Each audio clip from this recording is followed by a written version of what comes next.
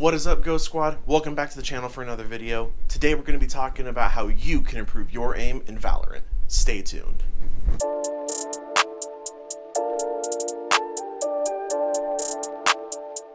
So in this video, I'm going to be going over a couple tips that I use to help me perfect my aim and perfect my reflexes inside of Valorant. In the range, you can have the bots do many different functions. You can have them spawn with or without armor. You can use any weapon in the game and try out the recoil. You can actually set the score limit from 30 to 50 to 100 when it comes to how many eliminations you do on the flash challenge.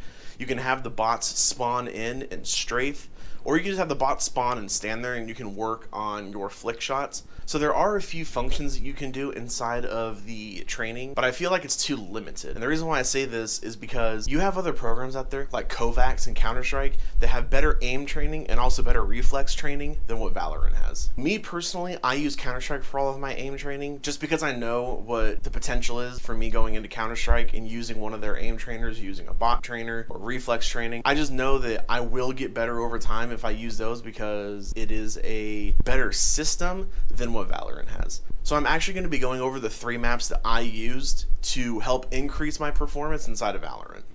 Before we get into the maps, I'm actually going to be telling you what the conversion is to go from your Valorant sensitivity to your Counter-Strike sensitivity and vice versa. So if you're in Valorant and you want to move over to Counter-Strike, you take your Valorant sensitivity and multiply it by 3.18, and that's going to give you your Counter-Strike sensitivity. And all you got to do is, if you're going from Counter-Strike to Valorant, all you got to do is take your Counter-Strike sensitivity and divide it by 3.18, and that will give you your Valorant sensitivity. That way, if you go back and forth between the two, and if you do decide to use Counter-Strike as your aim and reflex training, you'll be able to keep your sensitivities 1-to-1 between both games.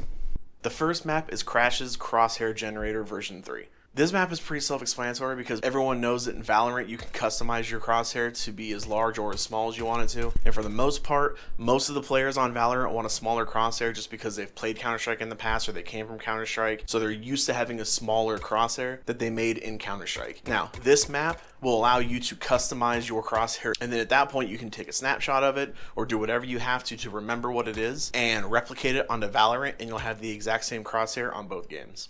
The next map that you're going to want to download is Fast Aim Reflex Training.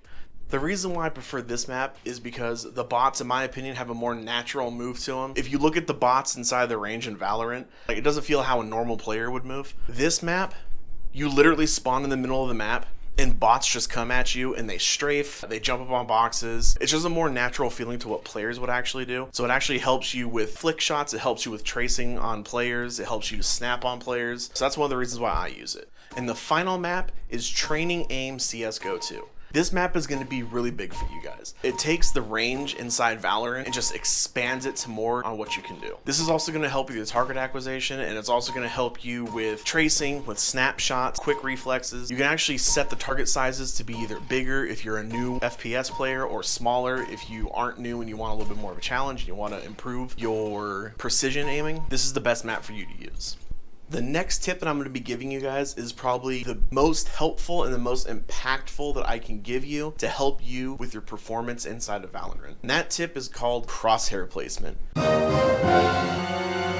This is probably the biggest thing you're going to be using inside of Valorant, outside of a little flick shot here and there, or map knowledge when it comes to where to smoke, where enemies could possibly be. There's just a lot of things that play a factor inside of Valorant, but crosshair placement's probably the number one. So with crosshair placement, what the idea is every single time you move around a corner, you want your crosshair to be at least head level, and you want it to be in the vicinity of where a potential enemy could be. That way, your correction is so minimal, and you'll be able to get the one tap on them, and you'll be able to get Peeker's advantage. And what Peeker's advantage is if someone's holding an angle, if you're gonna slow peek it, then you're probably gonna die. But if you quick peek it and your crosshair placement is well placed and you're fast enough, you can actually kill the person holding an angle just because of Peeker's advantage. If you've been to my live streams, by the way, I stream every Monday, Wednesday, Friday on Twitch. Link will be in the description down below. But if you've ever been to one of my live streams, you'll know that every single time when I see someone with bad crosshair placement, I always comment on it because they're not looking at where they should should be. They're either looking at the ground, or they're not head level, they're looking down, or they're like looking to the left, and like they're kind of like half-ass checking angles instead of hard checking them with the crosshair and then going right back to the same angle they were just at. It's actually kind of irritating to see, just because it plays such a big factor in it. And then a lot of people that play like that, they wonder how someone can one-tap them so easy, or how someone can be so fast at killing them when they come around a corner, because let's be real, they're aiming at your head already before you even come around the corner. And they're not wall hacking. All they're doing is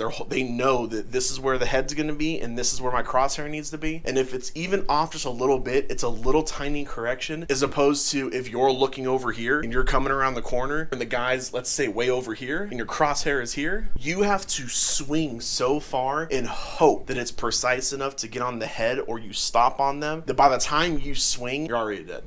And again, this is probably going to be the #1 tip that helps your performance in Valorant and helps you become that much better of a player. That is it for the video, guys. Thank you guys very much for watching. If you guys enjoyed the video, make sure you give it a thumbs up. Also click that subscribe button and click the bell icon to turn on notifications so you never miss another video. Until next time.